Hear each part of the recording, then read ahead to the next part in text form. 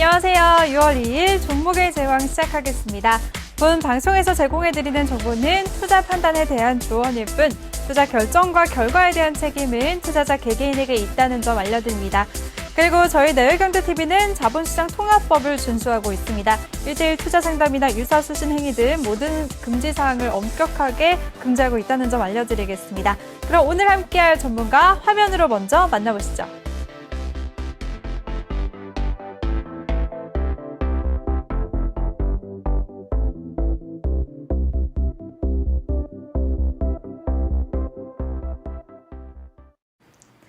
네, 이번 시간에는 주린이들의 보통령 우리 신강석 전문가와 함께 할 텐데요. 먼저 더 많은 정보 이용하실 수가 있는 노란톡방 참여 방법부터 소개해 드리겠습니다. 노란톡 일반 채팅방이 아닌 오픈 채팅방에 종목의 제왕 신강섭이라고 검색을 하시거나 요즘에 전문가 사칭방이 너무 많으니까요. 뭐 부담스럽다, 위험하다, 걱정이 된다 하시는 분들은 그냥 핸드폰 카메라로 아래 보이는 QR코드 스캔하시면 한 번에 들어오실 수가 있습니다. 입장하실 때는 비밀번호 1357 꼭 입력하고 입장해 주시기 바랍니다. 많은 참여 부탁드릴게요. 네, 그럼 전문가님 모셔보도록 하겠습니다. 전문가님 안녕하세요. 네, 안녕하세요. 네, 오늘 소개한 말 좀 마음에 드셨나요? 아니요, 네, 월요일에 네. 한 분이 남겨주셨더라고요, 네. 노란톡방에. 네, 노란톡방에. 네, 전문가님을 보면 보통령이 생각이 나신다고. 네. 큰 도움이 되셨나봐요, 정말 주린이 분들에게. 아, 그게 아니라 생긴 게 비슷해갖고 아마 얘기하신 것 같아요. 그 화면을 보다가 그냥 네. 얼굴을 보고 있으니까 보통령이 생각이 났다고 말씀을 하시길래 제가 네. 그렇게 소개해달라고 부탁을 드렸습니다. 네. 네, 좋습니다. 우리 주린이들의 보통령, 우리 신강석 전문가와 함께 한번 또 시장 얘기 바로 나눠보도록 하겠습니다. 네, 전문가님, 어제 간밤에 마감한 미증시부터 한번 얘기를 해볼까요? 네. 미증시는 혼조세로 마감을 했는데요. 전반적으로 어떻게 보셨나요? 네, 일단 미국 시장에서 계속적으로 지표가 발표가 되는데 시장에서는 뭐 다들 계속적으로 좋을 것 같다고 예상을 하고 있고요. 미국 네. 제조업 지수, 5월 제조업 지수도 이제 사상 최대치를 경신하면서 좀 약간 굉장히 경제가 지금 경제가 좀 약간 가속화되고 있다, 좋아지고 있다라는 게 보여지긴 하는데 좀 이상한 거는 시장이 이제 차트를 한번 보시면은 다우존스 같은 경우가 이제 좀 상승하는 듯한 흐름을 보이다가 윗꼬리를 맞고 다시 내려왔거든요. 그래서 어제 장 시작 전에도 미국 시장 개장 전에도 유럽 시장이나 이런 쪽의 흐름이 너무 좋아서 나스닥 선물이나 뭐 다우 선물이나 이런 선물 시장도 굉장히 좋았고 장 시작하고 나서 오르는 듯 하더니 시장이 계속 밀리더라고요. 그러니까 시장은 지수 부담에 대한 게 확실히 있다. 그리고 이번 주에 발표될 이제 고용 보고서라든지 오늘 발표될 이제 베이지북이라든지 목요일 날 발표될 ADT 고용 보고서 이런 것들이 이제 결과적으로는 금요일 날 발표되는 그 고용 지수에 시장이 조금 약간 확인을 하고 가려고 한다라는 좀 생각이 들었고요. 나스닥 같은 경우도 마찬가지 보면 반등을 주긴 주는데 반등이 주면서 지금 반등 윗자리에서 계속적으로 음봉이 떨어지고 있잖아요. 그러니까 지수가 여기서 계속 치고 가기에는 좀 약간 부담을 느끼는 그런 자리까지 지금 올라왔다. S&P 500 같은 경우도 지금 마찬가지고요. 정고점 부근에서 지금 계속 음봉이 떨어지면서 좀 여기서 지수가 더 이제 가기에는 종목별로 물론 아직까지 살아있는 것들, 좀 더 가는 종목들 이런 것들이 있지만 지수 전체적으로 봤을 때는 좀 약간 부담이 있는 자리까지 올라왔다라고 보여지고요. 반도체도 지금 마찬가지입니다. 반도체도 지금 올라오다 음봉이 떨어졌고요. 네. 다른 아시아 증시 같은 경우는 뭐 니케이 증시 내려왔다가 지금 아직 반등권에 있고 대만 같은 경우도 지금 오늘 음봉이 떨어지면서 좀 약간 이제 어느 정도 반등권 목표치까지 거의 다 와가는 모습이 보여지고 있고요. 상해 같은 이제 중국 상해 지수도 마찬가지의 모습을 보여주고 있고 다만 이제 베트남이나 이런 쪽도 이제 올라오면서 좀 이제 상승세가 조금씩 줄어드는 어떤 그런 모습들이 보여지고 있습니다. 그래서 전반적으로 환율 같은 경우도 오늘 좀 환율이 오르면서 좀 약간 시장이 이제 조금 그 외국인이나 어떤 그런 부분 쪽에서 달러가 좀 빠져나가고 있는 듯한 모습을 보여지고 있는데요. 일단 어제 미국 시장 같은 경우에서 그 오펙 플러스 회의가 있었는데 그 감산을 완화하는 그 기조를 계속적으로 유지를 하겠다라고 해서 이제 유가가 갑자기 이제 그 원유가 시장에 갑자기 풀리지는 않겠구나라고 시장에서 좀 안도감을 가지면서 유가는 좀 어제 상승을 했고요. 네. 사실 이제 철강이나 아니면은 다른 여러 상품 가격들보다 지금 요게 유가인데 지금 현재 68.38달러까지 올라왔거든요. 근데 철강이나 어떤 다른 상품 가격보다 유가가 사실 인플레이션에 많은 영향을 이제 주잖아요. 근데 네. 지금 인플레이션을 가지고 시장에서는 좀 약간 긴장하고 있는 상태고 그 유가가 지금 이제 또 다시 또 이렇게 고점을 넘어가면서 좀 올라오고 있는 듯한 모습을 보이고 있으니까 그 인플레이션이나 이런 부분들이 아직까지는 시장에 계속적으로 부담을 주고 있고 지금 현재 그 제조업 지표도 강하고 또 유가도 오르고 이제 지금 현재 이제 그 어제 같은 경우 국채 가격도 좀 하락하고 국채 금리가 좀 상승을 하면서 1.613%까지 좀 상승을 했는데요. 일단 시장 전체적으로 인플레이션 압력을 주는 지표들이 계속적으로 좀 인플레이션 부분에 대한 우려를 계속적으로 할 수 있게 좀 지표들이 좀 좋게 나오면서 확인이 되어가고 있는 상태고, 지금 제일 중요한 거는 이번 주에 지금 그 뭐 베이지북 보고서나 ADT 고용 보고서는 결과적으로는 금요일 날 나오는 그 고용 보고서를 확인하려고 하는 그냥 예비 단계에 불과하거든요. 그래서 네. 오늘 뭐 베이지북이 크게 영향을 미치지는 않겠지만 결과적으로 금요일 날 나오는 그 고용 보고서가 시장에 좀 변동성을 주지 않을까라는 생각을 하고 있습니다. 네. 네, 알겠습니다. 우리 신강석 전문가가 미증시 깔끔하게 정리를 해주셨습니다. 어제 제조업 지수도 좋게 발표가 되면서 미증시 같은 경우에는 경기 회복에 대한 기대감이 커지고 있다. 하지만 지수 부담이 공존을 하고 있고 이번 주 금요일에 발표되는 고용지수에 따라서 방향성이 정해질 것 같다라고 말씀을 해주셨고요. 또 그리고 간밤에 있었던 오펙 플러스 회의 이후에 유가가 상승세를 보이고 있는 점까지도 짚어주셨습니다. 네, 전문가님, 근데 이제 금요일에 고용 보고서가 나오게 되면 네. 좋게 나오는 게 우리 주식시장에 좋을까요? 아니면 좀 안 좋게 나오는 게 테이퍼링 우려가 좀 낮아지면서 괜찮을까요? 일단 결론부터 먼저 말씀드리면은 네.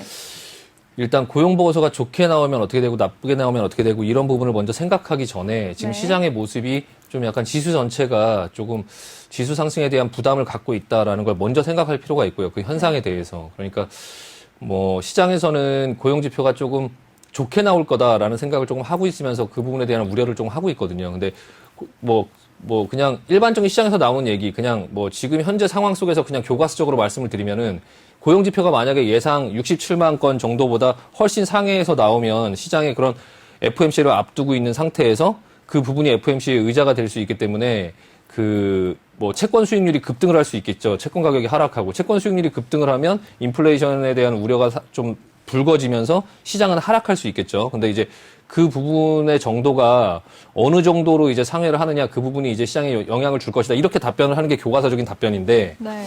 일단 근데 제 개인적인 생각은 고용 보고서가 나쁘게 나오건 좋게 나오건 예상치에 나오건 간에 시장은 지금 올라가려고 하는 힘보다는 조금 조정을 주려고 하는 그런 어떤 빌미를 더 찾을 것 같아요. 그러니까 그 금요일 날 고용 지표서가 어떻게 나오느냐 보다 지금 현재 주가의 자리에서 주식들이 어떻게 움직이고 있느냐라는 이 현상에 대해서 조금 먼저 생각해 볼 필요가 있고요. 그래서 일단은 금요일 날 어떤 지표를 내가 어떻게 예상해서 그거에 맞춰서 좀 대응을 하기보다는 그냥 약간 중립적인 포지션에서 조금 볼 수 있도록 그 전까지 어떤 그런 변동성을 줄 수 있으니까 그 전까지 조금 본인들의 계좌나 이런 부분들을 조금 잘 준비해 놓을 필요가 있을 것 같습니다. 지금 근데 결과적으로 팩트는 지금 경제는 굉장히 빠르게 개선되고 있어요. 경제는 빠르게 개선되고 있고 주식 같은 경우는 어쨌든 이 경기 상황에 맞춰서 움직이는 거다 보니까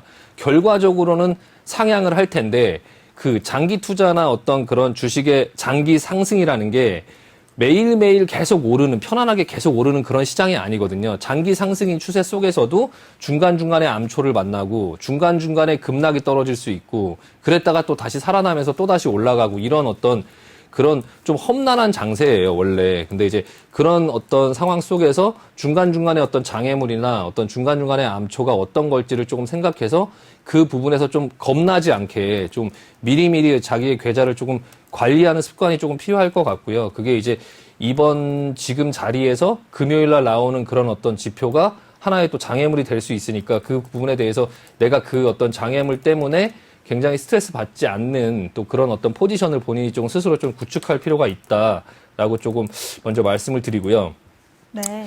그리고 그 고용지표 보고서가 나오고 나서 이후에 시장의 흐름이 어떻게 나오느냐에 따라서 잠깐 그 흐름이 이어질 것 같긴 해요. 그러니까 그 이후부터 또 그 다음에 중요한 어떤 그 방향성을 가지는 거는 이제 6월 15일, 16일 날 하는 그 연준 회의인데 그 전까지 이제 한 일주일 정도의 시간이 있는데 그 전까지 그 이번 주 금요일 날 시장의 반응이 조금 더 이어질 것 같다라는 생각이 조금 들어서 조금 이제 그 전에 좀 본인들의 어떤 위험에 리스크에 대한 노출을 조금 약간 줄일 필요가 있다. 라고 말씀드리고 싶습니다. 네. 네, 알겠습니다. 우리 신강수 전문가가 고용지표가 어떻게 나오던 간에 시장을 좀 하락적으로 해석을 할 것 같다라는 의견을 말씀해 주셨고요. 그리고 그때를 대비해서 현금 확보를 하면서 계좌 관리를 하자라는 대응 전략까지도 세워주셨습니다. 그리고 금요일에 고용지표 결과가 어떤 영향을 미칠지 좀 지켜보고 그 이후에 흐름이 계속 이어질 것 같다라고까지 말씀을 해주셨는데요. 이전까지 모두 다 참고하시길 바라겠습니다. 네, 그럼 전문가님 이제 가상화폐 쪽도 한번 시세를 살펴볼까요? 요즘에 가상화폐 쪽 흐름은 어떻게 흘러가고 있나요?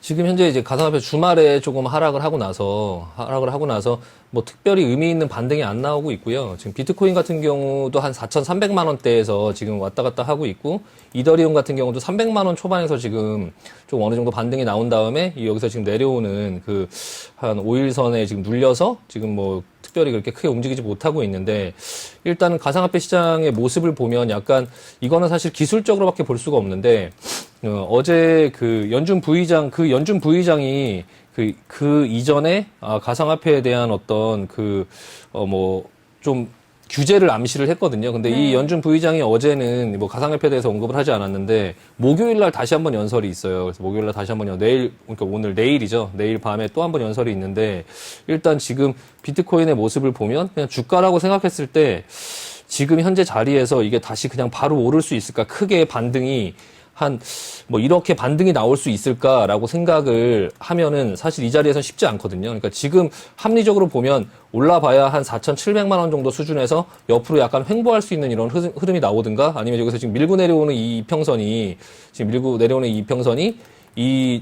오는 거를 눌러서 다시 한번 밑으로 내려가든가, 아니면 여기서 뭐 그냥 소소하게 횡보하는 이런 흐름, 시간적인 조정을 잘해봐야 시간적인 조정. 그러니까 지금 가상화폐를 거래하시는 분들은 지금 자리에서 좀 쉽게 이렇게 저가 매수에 가담하기보다는 계속적으로 좀 관망을 하면서 기회를 보자. 어쨌든 가상화폐 시장이나 지금 주식 시장이나 조금 약간 관망할 필요가 조금 있을 것 같고요.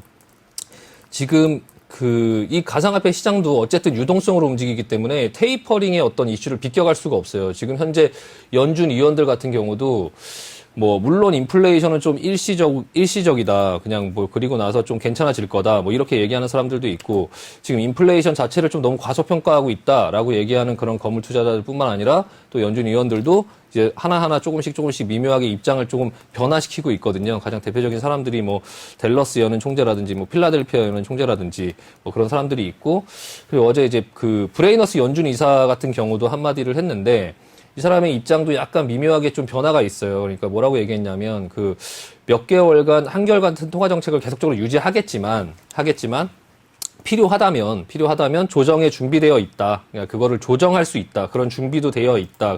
경제 지표를 면밀하게 지금 좀 모니터링 해야 할 것이다. 이렇게 이제 얘기를 했거든요. 근데 지금 경제 지표들이 좋게 나오는 거는 누구나 다 알고 있고, 이제 경제가 좋아질 거라는 거 누구나 다 알고 있는데, 그게 나중에 이제 좀 손을 쓸 수 없을 정도로 시장에 어떤 인플레이션이 오거나 금리 인상을 굉장히 나중에 빠르게 해야 되는 또 그런 상황이 오지 않도록 그 전에 미리미리 좀 테이퍼링을 어느 정도 시장에 있는 자금을 흡수하진 못하더라도, 지금 테이퍼링이 시장에 있는 자금을 흡수하는 게 아니에요. 계속 말씀드리지만 매달 풀고 있는 돈을 줄이는 거죠. 근데 지난번에도 줄였다가 흡수했다가 금리 인상을 할 수 있을 거라 생각했는데, 예전에도 풀어놓고 줄여놓고 그 흡수를 못했어요. 그러니까 흡수를 하려고 하다가 좀 경기가 안 좋아서 흡수를 못했는데, 지금 그만큼 시장에 풀려있는 자금들이 좀 많다 보니까 이런 어떤 자산시장, 비트코인, 주식, 부동산 이런 쪽으로 조금 약간 거품들이 조금 계속적으로 생기는 그런 부분에 대해서 중국도 크게 우려를 하고 있고, 그리고 여러 이제 사람들도 이제 우려를 하고 있는데, 일단 비트코인이나 이런 부분들도 여러 가지 포함해서 테이퍼링 이런 이슈를 비껴갈 수 없으니까 조금 그런 어떤 부분의 이슈가 좀 사그라질 때까지 좀 길게 느긋하게 좀 지켜볼 필요가 있다라고 말씀드리고 싶습니다. 네.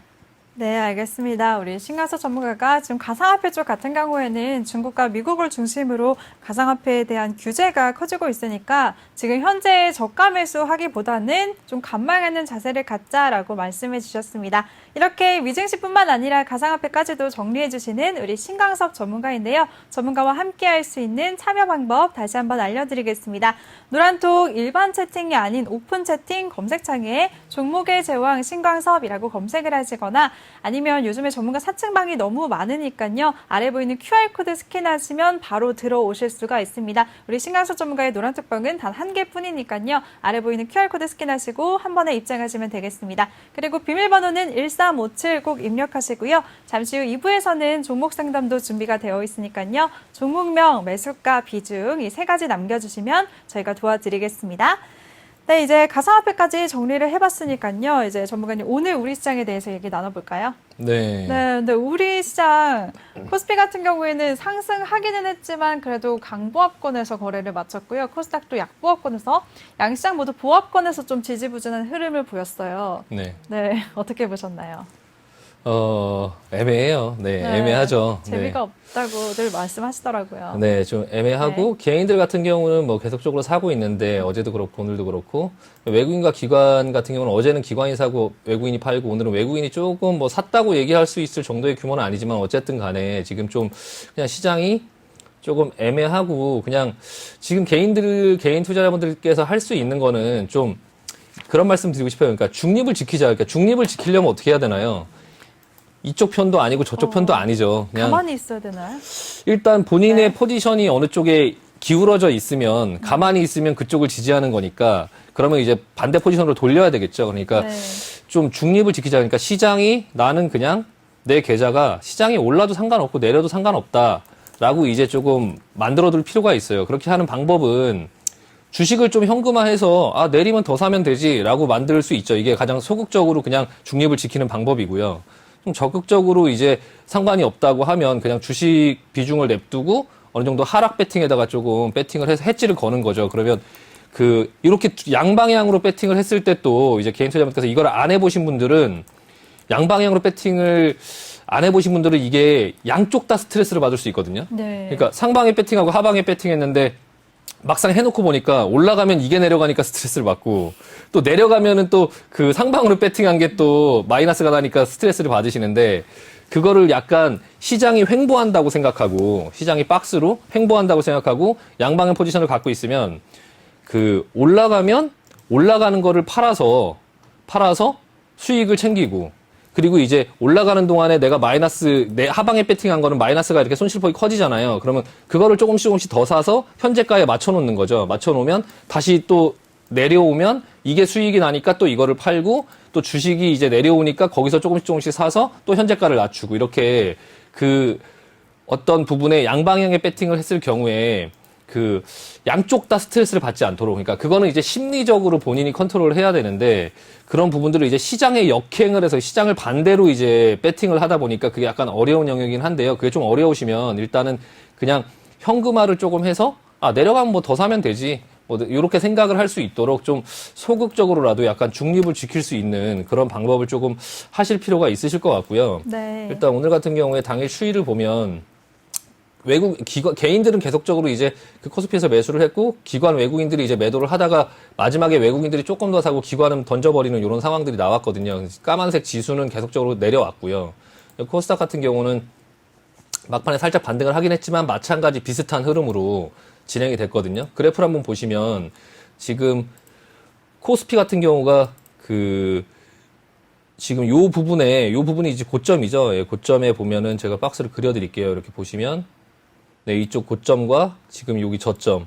요 작은 박스에서 지금 계속적으로 움직이고 있어요. 이렇게 계속적으로 움직이고 있고, 요 박스권에서 뭐 상하방 배팅을 둘 다 가지고 있다고 하면, 여기서 상방 배팅을 사서, 여기서 뭐 상방 배팅을 수익 실현하고, 다시 여기서 이제 하락 배팅을 했던 게 마이너스가 됐을 때 이제 내려오게 되면 또 여기서 수익 실현을 하고 이렇게 이제 양쪽을 아까 한다라는 거를 지금 그림을 보고서 간단하게 설명을 드린 거고요. 근데 지금 반등이 나오면서 지금 오늘 대만 증시처럼 우리나라 증시도 이렇게 윗꼬리를 조금 맞으면서 뭐 크게 움직이진 않았지만 어쨌든 간에 지금 뭐 미국 시장이나 그리고 우리나라 시장처럼 약간 좀 더 이상 상승에 약간 탄력이 좀 떨어지는, 그리고 오늘 거래량도 어제만큼 나왔는데 사실 지수는 거의 제자리에 있는, 거래량은 늘었는데 그냥 지수가 제자리에 있다라는 거는 파는 사람도 많고 사는 사람도 많고 그냥 약간 어떤 시장에 어떤 힘이 균형을 이루고 있다라고 생각할 수 있거든요. 그러니까 그런 부분을 조금 생각하실 필요가 있고요. 코스닥 같은 경우도 지금 이거 지난번 시간에 제가 박스를 그려놓은 건데 일단 여기를 고점으로 해서 코스닥은 여기까지는 못 올라올 것 같은 모습이고 이제 한 요 정도를 예상한다. 요 안에서 왔다 갔다 할 것 같다라고 말씀을 드렸는데 일단 코스닥 같은 경우도 지금 거의 이제 고점 부근 반등 목표치까지 거의 다 오는 모습이 보여지면서 이 위에 부분은 슈팅이고요. 나머지는 이제 요렇게 요 박스권 안에서 움직일 가능성이 많거든요. 그러니까 네. 일단은 어느 정도 본인이 가지고 있는 종목들 중에서 이제 그런 어떤 지수하고 코스닥이나 코스피 지수하고 연결되어 있는 종목들은 조금 비중을 줄이면서 현금을 확보할 필요가 있다. 그리고 차후에 이제 이번 주에 어쨌든 간에 여러 가지 지표들이 발표가 되고 금요일 날 이제 중요한 그런 어떤 고용 보고서 이런 게 있는 상태에서 시장은 좀 약간 어느 정도 그게 만약에 시장이 하락하는 상태에서 금요일 날 발표하는 것들이 있다면 그렇다면은 천천히 매수를 해볼 수 있는 반대, 이제 매수를 해볼 수 있는 그런 포지션인데 이게 지금 네. 어느 정도 반등을 해서 목표치까지 와 있기 때문에 어느 정도 현금화를 해야 되는 아까 제가 그 양방향의 배팅을 같이 말씀드린 것처럼 그거를 약간 같이 덧대서 생각을 해보시면 지금 여기서 매수를 해야 되는 포지션이냐 아니면은 어느 정도 차익 실현을 하면서 현금화를 해야 되는 포지션이냐 지금 자리가 어떤 자리냐라고 하면 그냥 그 현금화를 해야 된다라고 생각하는 게 보다 합리적이겠죠. 그러니까 그런 부분들을 조금 생각하면서 어쨌든 지금 시장에 모멘텀이 없다. 그러니까 이걸 뚫고 여기서 올라갈 수 있을 만한 모멘텀이 없거든요. 지금까지는. 근데 이제 금요일 날 고용 보고서가 좀 안 좋게 나온다고 하더라도 그게 서프라이즈가 돼서 뭐 시장이 올라가지는 않을 거예요. 그러니까 고용 보고서가 또 안 좋게 나오면 시장은 또 뭐 충격이 있다가 다시 이제 하루 이틀 있다가 반등이 나와주면서 또 이제 그 FMC 회의를 기다리겠죠. 그러니까 어쨌든 간에 고용 보고서가 지나가도 또 FMC 회의라는 굵직한 또 그런 이벤트가 있기 때문에 좀 그런 부분에 대해서 조금 약간 미리미리 조금 준비를 할 필요가 있고 결론은 오늘 같은 경우에 환율도 좀 올라왔어요. 그러니까 여태까지 반등을 줄 때 환율이 계속 내려오다가 지금 환율 한번 보여드릴게요. 같이 네. 그래프하고 딱 그래프하고 지금 반대로 움직이고 있잖아요. 그러니까 여태까지 반등을 할 때 환율이 내려오고 있다가 이제 여기서 어느 정도 이제 목표치까지 오니까 환율도 오늘 조금 반등이 좀 세게 나왔거든요. 그러니까 반등이 7원 정도 올라오면서 좀 반등이 나왔는데 이런 부분들을 같이 보시면은 좀 어느 정도 주식과 현금의 비중을 조금 조절하고 시장에 좀 내가 중립을 지킬 수 있는 그런 포지션을 좀 갖고 있자. 그리고 뭐 기도를 하기보다는 그냥 이렇게 되든 내가 대응할 수 있다라는 어떤 내가 주도하는 어떤 그런 어떤 흐름으로 가져가자 내 계좌를 그렇게 말씀을 드리고 싶고요. 일단 개별 종목들은 계속적으로 움직여요. 개별 종목 계속 움직이는데 그 개별 종목들을 움직이는 그 게임을 하기에는 조금 경험이 부족하신 분들은 그냥 시장의 흐름을 타고 가려고 노력을 하시고요. 그 개별 종목들을 따라다니려고 하지 마시고, 그러니까 그건 어느 정도 조금 익숙하고 이제 경험이 많으신 분들은 지금 시장은 그렇다. 하지만 그래도 종목들은 움직이는 게 있으니 나는 그런 개별 종목들의 뭐 그냥 게임을 한번 해보겠다라고 생각하실 수는 있는데 그런 어떤 작은 흐름에 너무 많은 재산을 걸지는 말자라고 말씀드리고 마무리하겠습니다. 네, 알겠습니다. 우리 신강석 전문가가 오늘 우리 시장 아주 깔끔하게 정리를 해주셨습니다. 양시장 모두 박스권 흐름을 보이면서 애매한 흐름을 보이고 있는데 이럴 때는 중립을 지키자라고 말씀해 주셨습니다. 소극적으로는 현금을 챙기면서 현금화하거나 아니면 적극적으로는 하락에 베팅하면서 리스크 관리를 하자라고 대응 방법까지 세워주셨으니까요. 이 방법 잘 참고하시길 바라겠습니다. 네, 그럼 오늘 장 이슈됐던 섹터들에 대해서 자세하게 얘기를 나눠볼게요. 네, 전문가님, 오늘 눈에 띄었던 종목들 중에 하나가 바로 두산그룹주 아닐까 싶어요. 네, 특히나 두산중공업을 중심으로 그룹주들이 일제히 다 좋은 흐름을 보였거든요. 네네. 이쪽은 어떻게 보셨나요?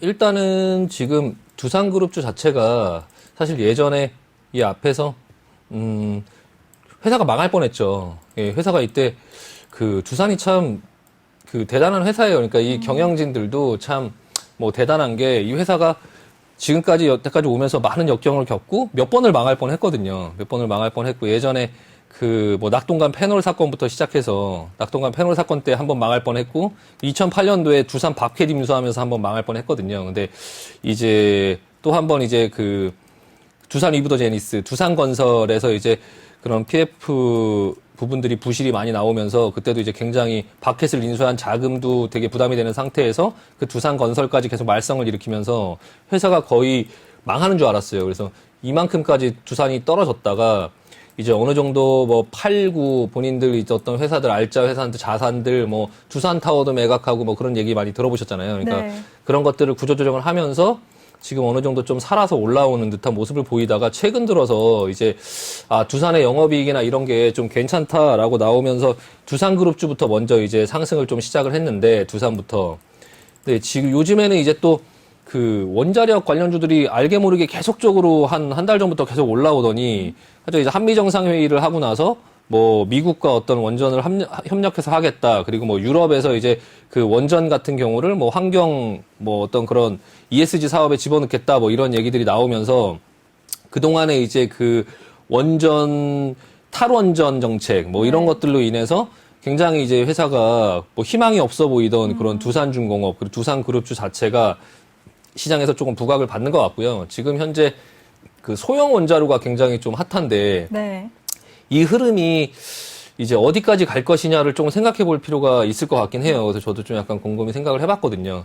예전에 그 소형 원자로 얘기가 그 전부터 계속적으로 나왔었고 예전에 노무현 대통령 시절에도 소형 원자로를 하려고 했었는데 그때 이제 그 참여정부, 그러니까 노무현 대통령 시절에는 그거를 하려고 하다가 그냥 경제성이 없다라는 이유로 안 했거든요.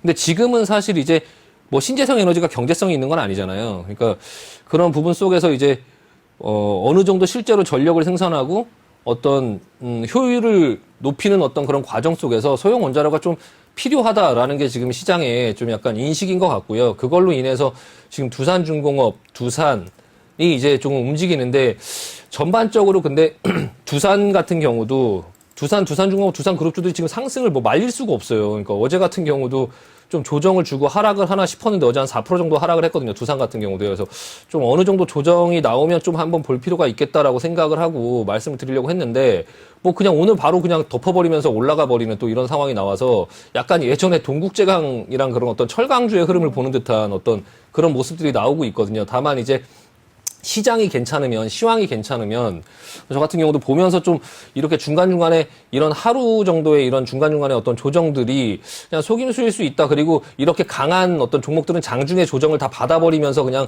며칠간 조정을 잘 주지 않는 어떤 모습을 보여서 약간 잡아볼 수 있는데 지금 현재 부담스러운 건 이제 시장 자체가 좀 약간 불안불안하고 시장이 좀 약간 지수가 좀 부담되기 때문에 지금 약간 관망을 하고 있고요. 일단 두산뿐만 아니라 지금 두산중공업이 지금 시장에서 굉장히 지금 흐름이 좋아요. 근데 다만 수급적인 측면에서 보시면 차트에서 지금 이렇게 보면은 이 막판의 슈팅은 지금 개인들이 만들어낸 거거든요. 지금 여기서부터의 이제 상승. 그러니까 여기서 원래 조정을 주고 밑으로 좀 조정을 주려고 했는데 그러지 못하고 지금 개인들이 참지 못하고 여기서 지금 매수가 갑자기 붙으면서 기관과 외국인들이 대량 매도를 해버리고 여기서부터 지금 개인들이 끌고 올라가는 그런 현상들이 나왔어요. 그러니까 이게 좀 약간 슈팅이 가는 어떤 그런 모습이 나오고 있으니까 사실 이걸 보면서 두산중공업 사고 싶다라고 봤을 때 오늘도 많이 올라서 오늘 장중에 20%를 찍고 내려왔는데요. 네. 이 장중에 여기서 지금 물리신 분들도 많이 있을 수 있어요. 지금 네, 여기 보시면 맞아요. 많이 대량 매도 했잖아요. 그러니까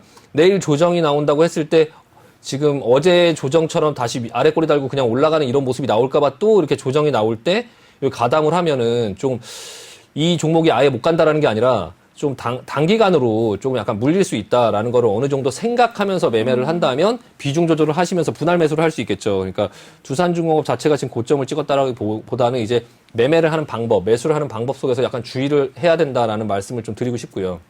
두산 밥캣 같은 경우는 이게 기계 관련주고 이제 원전이나 이런 거하고 상관이 없는데 두산그룹 자체의 어떤 실적 개선이라든지 두산 밥캣 기계주 이거 자체의 어떤 실적 개선 이게 약간 사실 오늘의 상승이 돋보여요. 그러니까 이거는 이제 신고가 윗꼬리 패턴이거든요. 그러니까 지금 보시면 수급도 기관 외국인들이 그렇게 많이 던지거나 하지 않았고 일단 거래량이 늘면서 윗꼬리를 맞았는데 오히려 두산중공업보다 약간 그 두산 밥캣이나 아니면 두산인프라도 한번 보겠습니다. 네.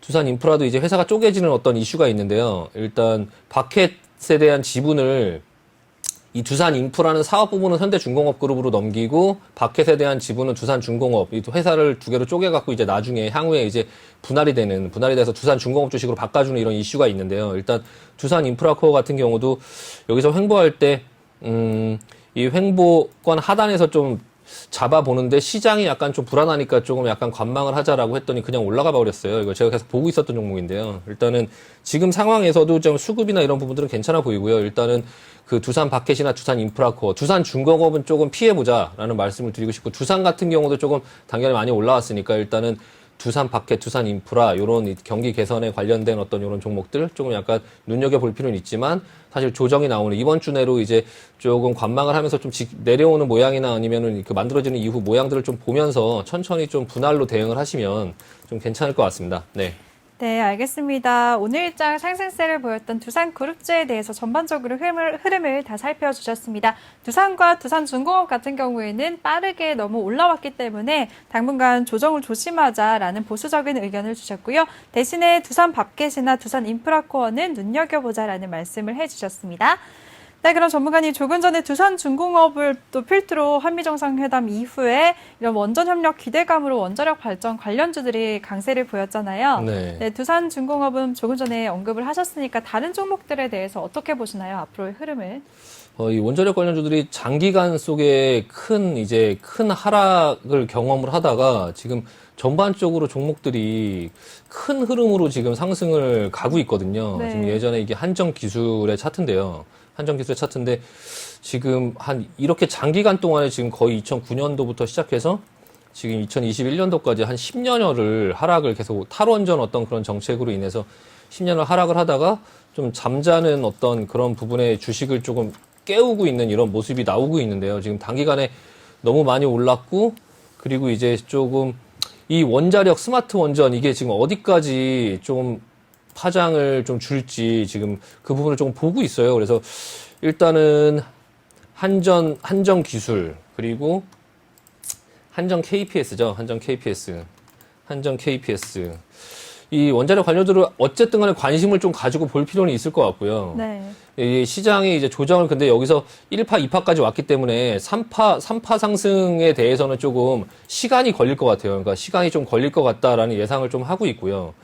조금 천천히 느긋하게 대응을 하자라는 말씀을 결론을 먼저 드리고 네. 대신에 이제 틈새 시장이 있어요. 틈새 시장. 그러니까 한전 산업이나 이런 것들은 지금 많이 오르지 않았고 그리고 이제 우리 기술 이런 것도 아직 많이 오르진 않았고요.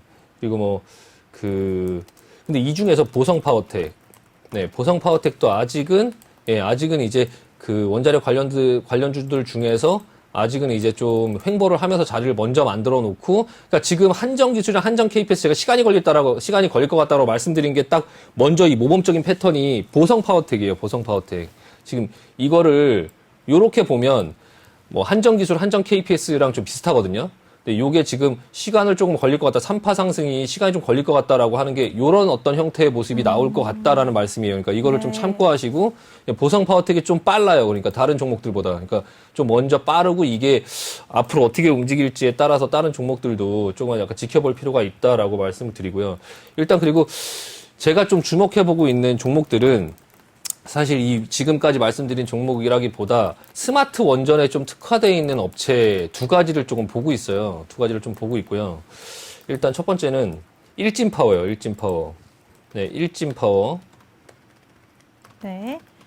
일진파워라는 종목이 지금 좀 앞전부터 보고 있었는데 조금 너무 빠르게 여기서 거래량이 터지면서 올라가는 바람에 그리고 시장에 대해서 저는 약간 지금 좀 조심하고 있고 약간 보수적으로 보고 있다 보니까 종목을 올라가는 걸 따라붙지를 않고 있거든요. 그래서 약간 이런 상황 속에서 이게 지금 어떻게 만들어질지 좀 유심히 보고 있었는데 여기서 한 방에 이렇게 올라가면서 지금 계속 윗꼬리 맞으면서 지금 매물 소화하고 있거든요. 그러니까 이 일진파워라는 종목이 그 한국원자력연구원의 그 중소원자로 이제 개발 사업과 이제 그런 어떤 그 다목적인 그 연구용 원자로 개발 사업 주요 파트너사예요. 이게 일진파워라는 종목이요. 그래서 핵융합을 하는 이게 핵심 원료 그 삼중수소의 그런 어떤 취급 기술을 보유하고 있는 회사인데요. 일단은 시가총액이 지금 한 1,200억 정도 되는데 기업의 어떤 매출이나 이런 것들을 보면 뭐 매출도 한 1,600억 정도 이렇게 안정적인 영업이익의 흐름이 좀 나오고 있고 이게 만약에 원자력 그 소형 원자로 이게 지금 실제로 실적으로 이어지고 그런 어떤 정책들이 이어진다고 하면 그 소형 원자로라는 게 거기서 이제 그 전력을 생산하면서 물도 생산되고 막 이러기 때문에 그게 네. 우리나라가 그래도 그 부분에 대한 기술이 좀 앞서 있다 보니까 그게 중동 시장이라든지 이런 쪽에 굉장히 필요한 기술이라고 하더라고요. 그러니까 일단은 그 시장이 실제로 개화가 돼서 좀 활성화된다고 하면 실적을 낼 수 있는 회사들을 좀 유심히 좀 볼 필요가 있어서 그래서 네. 제가 일단 한정 KPS, 한정 기술 어떤 그런 어떤 보성 파워텍 이런 회사들은 어떤 기대감으로 좀 올랐다고 치면 그 네. 이후에 실제로 그런 것들을 진행하면서 실적을 낼 수 있고 수주를 받을 수 있는 회사들이 조금 장기적으로는 괜찮지 않을까라는 생각을 조금 하고 있고 그런 어떤 부분에서 첫 번째 일진파워라는 회사를 조금 계속적으로 좀 관심을 갖고 보고 있습니다. 두 번째 종목은 네. 우진이라는 회사예요. 우진. 네, 우진 오늘 장중에 상한가도 갔었잖아요. 네. 네, 장중에 거의 상한가 근처까지 갔다 왔는데 네. 일단은 오늘 거래량도 터지고 외국인 기관들이 이제 매수를 했죠. 지금 시가총액 1,300억 정도 되는 회사고요. 1,300억 정도 되는 회사고 매출액은 뭐 그렇게 크진 않고 영업이익은 이번에 이제 조금 흑자 전환하는 그런 구조가 보이고요. 일단은 뭐 회사 자체의 영업이익이 크거나 하지는 않은데 이 회사는 이제 그 차세대 그 소형 원자로 개발과 관련해서 그 산업통상자원부 정부 과제에 참여해갖고 여러 가지 이제 그 뭐 논의 뭐 핵 계측기라든지 아니면 제어봉 구동장치 이런 것들을 개발을 했고요. 이제 앞으로 그 이 스마트 원전이 시행이 만약에 된다고 치면 이게 지금 그 실제적으로 한국 원자력이나 아니면 한국 전력에서 좀 수주를 받을 수 있는 그런 회사거든요. 그래서 일단 오늘 거래량이 터지면서 이것도 신고가 윗꼬리 패턴이거든요. 그래서 거래량 터지면서 신고가 윗꼬리 패턴. 그러니까 나는 갈 거야라는 어떤 메시지를 시장에 좀 줬기 때문에 물론 이게 당장 가지 않더라도 좀 조정이 나올 수 있거든요. 조정이 나올 수 있지만 어쨌든 간에 이런 패턴들은 조정이 나와도 결과적으로는 횡보를 한다 하더라도 결과적으로는 올라가는 어떤 패턴이 나올 거예요. 근데 이 시간을 계속 항상 제가 이런 것들을 예전에도 이구산업이라든지 뭐 대창이라든지 이런 종목 할 때 보여드렸는데 내가 요 자리에서 붙었다, 요 자리에서. 이게 앞전에 있는 이 정도의 지금 이 차트로 보면 이제 이런 자리에서 붙었는데 이제 결과적으로 이렇게 횡보하는 거를 못 견뎌갖고 파는 경우가 많거든요. 그래서 지금 딱 그런 메시지를 주는 자리예요. 그래서 일단 이게 이제 옆으로 또 장기간에 또 시간을 이렇게 좀 지루하게 줄 수 있는 그런 패턴이 나올 수도 있기는 하니까 일단은 너무 비중 조절을 못하면 오히려 못 기다릴 수 있고요. 일단 우진이라는 종목하고 일진파워라는 종목을 좀 관심을 갖고 보고 있으니까 시청자 여러분들께서도 조금 관심을 가지실 필요가 있다. 예, 말씀드리고 마무리하겠습니다. 네, 네. 알겠습니다. 우리 신강서 전문가가 원자력 발전 관련주들은 일단 천천히 길게 보자라는 입장을 말씀해 주셨고요. 그리고 보성파워텍 같은 경우에는 주가 흐름이 가장 빠르게 움직이기 때문에 다른 종목들과 흐름을 비교해 보자라고 하셨습니다. 그리고 또 소형 원자로 관련해서 실제적으로 수혜를 얻은 일진 파워와 우진 눈여겨보자라고 하셨습니다. 이렇게 이슈 토크부터 유망 종목까지 자세하게 제시해 주시는 우리 신강섭 전문가인데요. 전문가와 함께 할 수 있는 노란톡 참여 방법부터 다시 소개해 드리도록 하겠습니다. 노란톡 오픈 채팅 검색창에 종목의 제왕 신강섭이라고 검색을 하시거나 아니면 핸드폰 카메라로 아래 보이는 QR코드 스캔하시면 바로 들어오실 수가 있습니다. 입장하실 때는 비밀번호 1357 꼭 입력하고 입장해 주시기 바랍니다. 네, 그럼 이번에는 또 다른 이슈에 대해서 얘기 나눠보도록 할게요. 오늘 항공사들이 괌 사이판 노선 운항을 재개한다는 소식이 나오면서 오늘 항공주들이 급등세를 보였거든요. 전문가님, 항공주들은 어떻게 보셨나요? 네, 일단 며칠 전부터 계속 이제 그 여행주라든지 네. 아니면 그런 어떤 그 카지노 관련된 주식이라든지 아니면은 소비 관련주라든지 뭐 그런 종목들이 계속적으로 그 포스트 이제 코로나 이후의 어떤 그런 상황들을 조금 먼저 반영하는 듯한 모습을 보였어요. 그래서 일단은 지금 정부에서도 뭐 7월 이후에는 백신을 맞고 뭘 하면은 마스크를 안 쓰고 다녀도 되겠다라고 뭐 이렇게 얘기를 하고는 있는데 사실 뭐 그 백신을 맞는 걸 어떻게 증명해야 될지는 잘 모르겠지만 뭐 배지를 준다고는 하는데 네. 어쨌든 방향이 좀 약간 그런 쪽의 어떤 얘기들이 나오다 보니까 여행주하고 지금 그 카지노 주식들, 그리고 뭐 극장 관련된 종목들, 그 소비재 관련된 종목들, 이런 종목들이 미래의 어떤 실적을 지금 미리 반영하는 과정 속에 있거든요. 그래서 그 중에서 가장 많이 이제 좀 상승을 한 부분들이 가장 이제 그냥 딱 떠오르는 종목이 여행주다 보니까 이제 여행주가 가장 먼저 상승을 좀 준 것 같고요. 근데 지금 여행주의 상승이 계속적으로 더 나올 것 같다라고 하기보다는 조금 지금 부분부터는 좀 따라가기가 좀 부담스럽다라는 모습이 보여지고 있어요. 그래서 예전에 이제 그 코로나 시절로 한참 힘들 때 그럴 때 조금 미리 이런 상황들을 어느 정도 예상해서 투자를 미리 해놓으셨다면 조금 훨씬 나을 수 있는, 지금 뭐 그 동안에 이제 다른 것들을 막 계속적으로 활발하게 매매해서 수익을 내셨으면 괜찮은데 그런 게 아니라면은 이제 개인 투자분들께서 좀 느긋하게 기다려볼 수 있는 종목이었는데, 그 다음 종목들을 가지고 이제 얘기할 수 있는 게 항공주죠, 항공주. 네, 항공주 같은 경우가 지금 TA 항공, 오늘 TA 항공이 조금 좀 대한항공보다 못 올라오고 있다가 오늘 좀 한 번에 이렇게 반영을 하려고 하는 이제 모습이 나오고 있거든요. 그래서 오늘도 TA 항공이 가장 눈에 띄게 좀 상승을 한 21% 정도 상승을 하면서 여태까지 못 올라왔던 부분을 좀 한 번에 반영하는 듯한 어떤 그런 모습들이 보여지고 있는데요. 항공주들을 쭉 얘기하기 앞서서 먼저 말씀드리고 싶은 거는 좀 주의하셔야 될 부분을 좀 생각할 필요가 있어요. 그러니까 항공주가 지금 사실 대한항공 하나 빼고는 다 지금 적자가 어마어마하잖아요. 그럼 이 적자가 실제로 사업을 할 때 무슨 돈으로 사업을 해야 되나 라는 생각을 조금 할 필요가 있어요. 그러니까 실제로 뭐 비행기를 탈 사람들이 많아지고 뭘 할 때 사람도 다 해고하고 그 다음에 이제 무슨 돈을 갖고 이 항공주를 운영해서 항공회사를 운영해서 할 것이냐.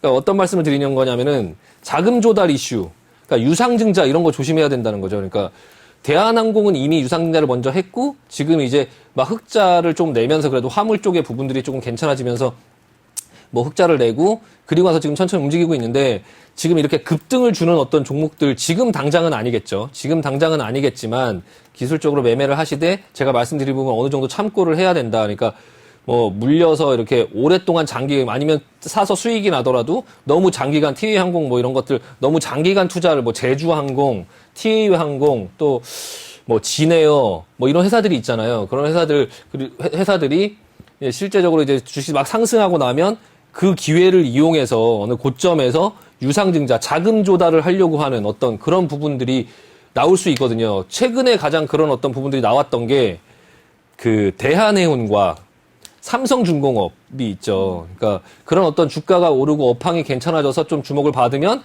뭐 옜다 이러면서 거기서 이제 나 돈 필요하다 이러면서 이제 유상증자를 해버려서 이제 거기서 갑자기 급락을 맞는 이런 일이, 다른 업종들 다 같은 업종들은 다른 회사들 올라가고 있는데 혼자 못 올라가고 밑에서 계속 겨야 되는 이런 고통을 겪을 수 있으니까 일단 그 부분을 조금 주의를 하자라는 걸 먼저 말씀드리고 보여드리겠습니다. 일단 TA항공이 지금 일단 기술적으로는 가장 이제 지금부터 추가 수익이 날 수 있는 가능성이 가장 많은 종목이고요. 네. 네, 기술적으로는. 물론 TA항공을 자회사로 갖고 있는 예림당이 좀 같이 움직이고 있어요. 그러니까 같이 뭐 미니멀하게. 차트는 비슷하죠. 차트는 좀 비슷한데 이 예림당도 혹시 갖고 계시는 분들은 이게 뭐 때문에 올라가는지를 또 모르실 수도 있으니까 일단은 이게 그 TA항공이 좀 상승을 하면서 그 모회사로 어떤 부각을 받으면서 좀 올라가는 것 같고요. 차후에 또 대선을 할 때 이 예림당이라는 종목은 그 유아 관련주 관련해서 좀 오를 수도 있다는 거 좀 미리 알고 계시고, 네, 진에어도 지금 이 LCC 항공사들은 좀 약간 좀 주의하실 필요가 있고요. 진에어가 이제 그 대한항공의 또 자회사죠. 대한항공의 자회사인데요. 일단은 지금 현재 최선호주는 대한항공을 봐야죠. 뭐 대한항공 같은 경우는 결론은 저는 괜찮다고 봅니다. 일단 결론은요. 예, 좀 관심 있게 봐야 되는 종목 중에 하나다, 이것도. 일단은 여행주나 이런 거에 비해서는 지금 하나투어 9만 원까지 왔어요. 9만 원 넘겼거든요.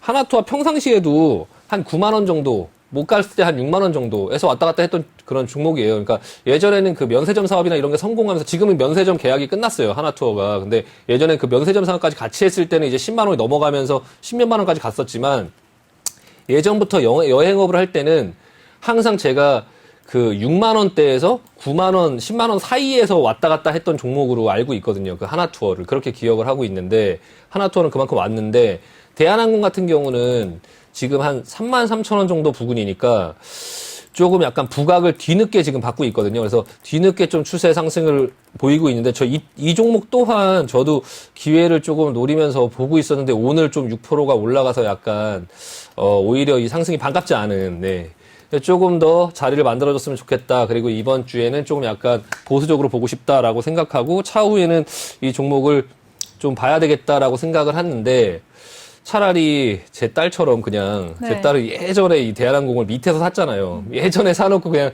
뭐 매매를 안 하니까, 그러니까 그냥 가지고 있는데 지금 수익률이 한 뭐 엄청 많이 났겠죠. 지금 한 뭐 19,000원의 그 유상증자까지 다 받아서 가지고 있으니까 지금 뭐 거의 한 50% 이상 수익이 났을 텐데 평당가 한 2만 원 정도 수준밖에 안 될 것 같은데 일단은 그냥 개인 투자분들께서 자꾸 매매를 이렇게 활발하게 해서 수익을 계속적으로 내는 어떤 그런 분이 아니라면 뭐 저희는 이제 그런 어떤 선수들의 영역에서 계속 샀다 팔았다 이런 여러 가지 시장 장세들을 보면서 이제 계속적으로 그렇게 하는데 그냥 어느 정도 좀 사서 가만히 있을 만한 종목으로 하나 추천을 한다면 이 대한항공이 앞으로도 좀 상승 여력이 좀 있지 않을까. 아직까지 시장에 그렇게 크게 많이 부각된 건 아니어서 요 대한항공을 위주로 조금 보실 필요가 있다. 그리고 다른 항공주들은 좀 조심하자라고 말씀드리고 마무리하겠습니다. 네, 알겠습니다. 우리 신강석 전문가가 항공주들에 대해서 전반적으로 흐름 다 짚어주셨는데요. 항공주들은 대한항공과 아시아나항공 같은 대형 항공사 같은 경우에는 화물 운송 부분으로 코로나19에도 불구하고 적자를 줄이거나 오히려 흑자를 기록했는데 반면에 LCC항공 같은 경우에는 적자 폭이 크기 때문에 좀 조심하자라는 의견을 먼저 주셨습니다. 그리고 항공주들 중에서도 대한항공과 TA항공이 아직 추가 상승 여력이 남아있다라고 분석을 해주셨고요. 또 TA항공의 모회사인 예림단까지도 한번 눈여겨보자라고 말씀을 해주셨으니까요. 이 부분 참고하시길 바라겠습니다. 네, 전문가님 근데 이렇게 소비 관련한 종목들이 요즘에 연일 계속 상승세를 보이고 있잖아요. 네. 조금 전에 카즈나스도 말씀을 네네. 하셨고 네. 또 영화관도 최근에 올랐고요. 네. 오늘은 또 노래방 관련한 업종까지도 상승세가 올라가더라고요. 네네. 네, 이 다음에는 어떤 쪽을 집중해 봐야 될까요? 일단은 네. 지금 그런 종목들 중에서 지금 제이 콘텐츠라는 종목을 한번 이 메가박스를 운영하는 이제 뭐 물론 컨텐츠 주기도 하지만 네. 이 종목이 지금 조정을 받고 있잖아요. 그러니까 이 조정을 받을 때 이 앞전에서도 조정을 받을 때 못 사서 좀 아쉬웠잖아요. 그러니까 이 종목 좀 조정을 받을 때 볼 필요가 있고요. 반면 CGV 같은 경우는 알고 계셔야 될 게 하나 있기는 해요. 그러니까 CGV 같은 경우 지금 이 종목 또한 제가 아까 항공주 말씀드린 것처럼 이 종목 또한 좀 유상증자 조심하자, 이 종목도 조금 지금 현재 회사 상황이 좀 안 좋다. 그러니까 회사 상황이 지금 매출이 지금 급격하게 이번에 완전 줄었죠. 급격하게 보시면은 1조, 2조 대에서 지금 1,000억, 2,000억대로 확 줄면서 회사는 완전 지금 그냥 적자인 상태로 지금 들어갔거든요. 그래서 지금 당기 순이익이 지금 2018년도부터 이 CJCGV가 터키 시장인가 어디에 진출을 했다가 완전히 폭망했어요. 폭망해갖고 그때 진출했을 때 어떤 그런 기대감, 지금 현재 주가의 자리를 보면 이게 지금 굉장히 싸진 것 같지만 이게 이유가 있거든요. 12만 8천 원까지 이렇게 급등을 크게 시세가 상승을 했다가 그 이후에 이런 모습을 보였는데 이게 이제 이유가 이렇게 코로나 때문에 이렇게 내려온 게 아니라 코로나는 요만큼 내려왔죠. 이 전부터 회사가 막 계속 골로 가고 있었어요. 그러니까 이게 터키에 어디에 뭐 투자를 했다가요. 그게 완전히 망필이 되면서 이렇게 망하면서 회사가 이렇게 지금 이 재무제표를 보시면 당기 순이익이 완전히 박살났죠. 여기가 지금 당기 순이익이 완전 박살났어요. 이게 2018년도부터요. 그러니까 코로나고 뭐고 그 전부터 완전 박살났기 때문에 일단 지금 상승 흐름은 괜찮아 보이고 기술적으로는 매매를 할 수 있으나 일단은 좀 어느 정도 많이 상승을 했을 때 계속적으로 나는 이 종목에 끝까지 뭐 갈 거야 라고 했을 때 중간에 암초를 만날 수 있다라는 부분을 어느 정도 생각을 하시면서 조금 비중 조절을 하실 필요가 있다. 가다가 이거 유상증자 터질 수 있다라는 것 좀 어느 정도 인지하면서 매매를 하실 필요가 있고요. 그거를 좀 약간 신경 쓰고 싶지 않으시면 아까 말씀드린 제이 콘텐츠리의 어떤 조정을 조금 보시면서 제이 콘텐츠 종목을 조금 보실 필요가 있을 것 같습니다. CGV 대용으로요. 네. 네, 좋습니다. 우리 신강서 전문가가 소비 관련 종목 제시를 해주셨네요. 소비 관련해서 지금 조정을 받고 있는 종목 한번 눈여겨보자라고 말씀을 해주셨는데요. 영화관 쪽 관련해서 메가박스를 보유하고 있는 제이 콘텐츠리 조정 시에 눈여겨보자라고 말씀을 하셨습니다. 반면에 CJCGV 같은 경우에는 유상증자 위험도 있기 때문에 좀 비중 조절을 하면서 조심하자라는 의견을 주셨습니다. 네, 우리 신강서 전문가와 함께 할 수 있는 노란톡방 참여 방법 다시 알려드리겠습니다. 노란톡 오픈 채팅 검색창에 종목의 제왕 신강섭이라고 검색을 하시거나 아니면 핸드폰 카메라로 아래 보이는 QR코드 스캔하시면 바로 들어오실 수가 있습니다. 입장하실 때는 비밀번호 1357 꼭 입력하고 입장해 주시기 바랍니다. 네, 전문가님 오늘도 또 1시간 동안 고생 많으셨어요. 네, 수고 많으셨습니다. 잠시 후에 다시 뵐게요. 네, 알겠습니다. 네, 수고하셨습니다. 네. 네, 그리고 본 방송에서 제공해드린 정보는 투자 판단에 대한 조언일 뿐 투자 결정과 결과에 대한 책임은 투자자 개개인에게 있다는 점 알려드리겠습니다. 그리고 저희 내외근조TV는 자본시장 통합법을 준수하고 있습니다. 1:1 투자 상담이나 유사수신 행위, 그리고 불법 대여 계좌 홍보 및 가입 권유 등 모든 사항을 엄중하게 금지하고 있다는 점 알려드리겠습니다. 네, 그럼 저는 잠시 후 2부에서 다시 찾아뵙도록 하겠습니다. 채널 고정해주세요.